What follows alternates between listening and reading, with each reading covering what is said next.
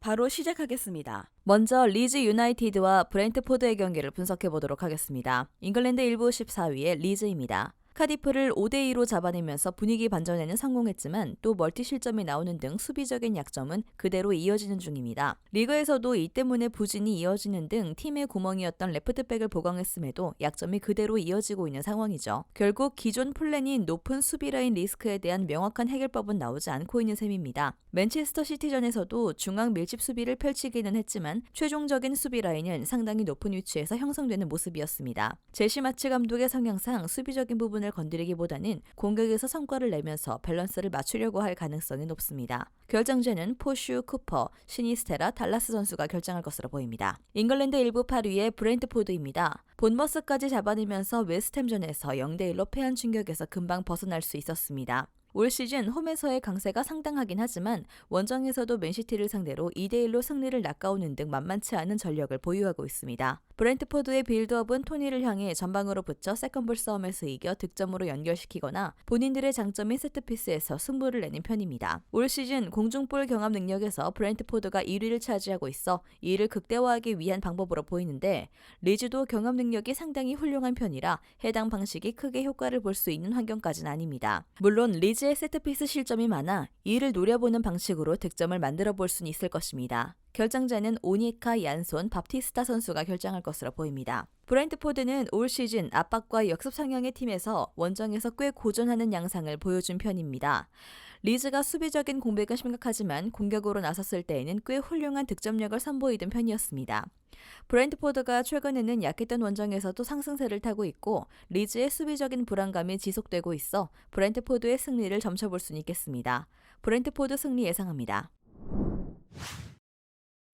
다음은 맨시티와 울버햄튼의 경기를 분석해 보도록 하겠습니다. 잉글랜드 1부 2위의 맨시티입니다. 토트넘전에서 로테이션을 과감하게 돌렸습니다. 이 영향 때문이었는지 전반전에 0대2로 뒤지면서 3연패의 늪에 빠지나 했지만 후반전에는 완전히 달라진 모습으로 4골을 몰아넣으면서 4대2로 승리, 연패 분위기를 반전시킬 수 있었습니다. 지난 경기에서 홀란드가 전반전에 잠잠했는데 로테이션 차원에서 데브라이너를 출전시키지 않은 것이 영향을 미쳤을 것입니다. 메뉴전에서도 데브라이너가 프레드에게 묶이자 홀란드가 영향력을 발휘하지 못하는 등 홀란드의 골 폭풍이 상당히 매서움에도 불구하고 맨시티의 핵은 데브라이너라는 것을 알 수 있었던 경기였습니다. 데브라이너와 포든이 선발 출전할 것으로 예상되는데 이 경우에는 홀란드의 영향력이 더욱 증가할 수 있을 것으로 보입니다. 결정자 없습니다. 잉글랜드 1부 16위의 울브스입니다. 리버풀을 상대로 0대1로 패하면서 FA컵 여정을 마무리했지만 리그에서는 웨스트햄을 잡고 강등권에서는 탈출하는 등 기세가 상당히 좋습니다. 사실 리버풀전도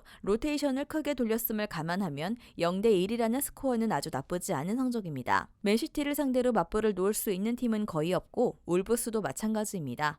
결국 수비와 역습으로 이어지는 플랜을 짜올 것으로 보이는데 선발로 출전할 것으로 예상되는 포덴세와 황희찬도 공격보다는 수비에 투자하는 시간이 더 많을 것으로 보입니다. 로페테기 감독이 수비 시에는 윙어들에게 수비 라인까지 내려오게 하면서 후방의 숫자를 더 늘리게 되는데 이 때문에 라인이 점점 내려가면서 공격에서는 영향력을 크게 보여주지 못할 가능성이 높습니다. 결정자는 트라오레, 치퀴뉴, 네투, 칼라지치 선수가 결정할 것으로 보입니다. 지난 경기에서 에이스와 핵심 선수인 데브라이너와 포든을 제외하고도 승리를 거두었고 수비 라인에서도 부상자들이 속속 돌아오면서 스쿼드 관리가 더 편해진 상태입니다. 울브스가 쿠냐 정도를 제외하면 전원 수비에 들어갈 가능성이 높아 데브라이너의 운신이 자유로워지면서 공격적인 성과가 충분히 날 수 있을 것입니다. 맨시티 승리 예상합니다. 다음은 비아레알과 지로나의 경기를 분석해 보도록 하겠습니다. 스페인 1부 5위의 비아레알입니다. 레알 마드리드에게 역전패를 당했습니다. 홈에서는 유독 레알 마드리드에게 강했던 팀이라 충격이 큰 상황인데 경기 내용도 2대0 스코어를 지키지 못하고 후반에 3골을 내주면서 역전을 허용한 것이라 더욱 아쉬웠던 부분이었습니다. 다만 레알 마드리드를 상대로도 꾸준히 수적 우위를 점하면서 경기를 주도해 나갔던 모습은 호평할 수 있는 부분이라고 할 수 있었습니다. 레알 마드리드 팀의 에너지 레벨이 상당히 떨어져 있다는 점을 감안하긴 해야 하나 중원이 강점인 레알 마드리드를 상대로 지난 경기에서도 점유율 싸움에서 승리를 거두었다는 점을 주목해보면 좋을 것입니다. 두 팀이 중원 점유율 싸움에 나서는 빈도가 높은데 객관적인 전력이 앞서는 쪽이 중원에서도 주도권을 잡을 가능성이 높아 현재 보여주고 있는 비아레알의 중원 장악력은 충분히 호평이 결정이 가능합니다. 결장자는 페드라사, 로셀소, 포이스, 키코, 잭슨 선수가 결정할 것으로 보입니다. 이탈리아 1부 11위의 지로나입니다. 세비야를 잡아내면서 강력한 힘을 뽐냈습니다. 스토아니가 오랜만에 골을 뽑아냈고 세비야를 상대로 중앙 싸움에서 크게 밀리지 않았던 모습을 보여준 데다 기대 득점은 세비야보다 더 높게 유지하는 등 긍정적으로 볼 수 있는 부분들이 상당히 많았습니다. 하위권 팀이지만 후방 빌드업을 상당히 중시하는 팀입니다. 역습이 아니라 철저하게 지공을 수행하는 팀이라고 할 수 있죠. 역시 이 역할을 해주는 것은 맨시티 유스 출신인 가르시아가 될 것입니다. 넓은 활동량으로 경기장 전역에 미치는 영향력이 지대해 공수 양면에서 기여를 해주는 선수입니다. 대체자가 뚜렷하게 없어 출전 시간 관리가 안 된다는 점이 단점이나 월드컵 브레이크가 있어 시즌 중간에 휴식을 취할 수 있었다는 점도 지로나의 호조의 행운으로 작용했습니다. 결장자는 로페즈, 케베, 에르난데스, 후안페, 헤이니에르 선수가 결정할 것으로 보입니다. 체급이 더 높은 비아레알의 손을 들어주는 편이 낫습니다. 그러나 지로나도 세비야를 상대로 더 많은 찬스를 만들어내는 등 상위 체급의 팀을 상대로 만만치 않은 경기력을 보여주었고 세트피스로 공중볼에 약한 비아레알을 공략해볼 수 있는 상태입니다. 스코어 차이가 크지 않을 것을 고려해야 하며 2.5오버를 1순위로 삼을 수도 있을 것입니다. 다음은 삼프도리아와 우디네세의 경기를 분석해보도록 하겠습니다. 이탈리아 1부 19위의 삼프도리아입니다. 엠폴리에게도 0대1로 패하면서 여전히 강등권에서 벗어나지 못했습니다. 월드컵 브레이크 이후 나폴리, 피오렌티나를 만났기 때문에 2연패까지는 참작의 여지가 있긴 했으나 월드컵 브레이크 이후에도 좋지 못한 경기력은 계속 이어지고 있습니다. 삼프도리아의 문제는 선수단의 나이가 많은데도 기동성과 전진성을 요구한다는 점인데요.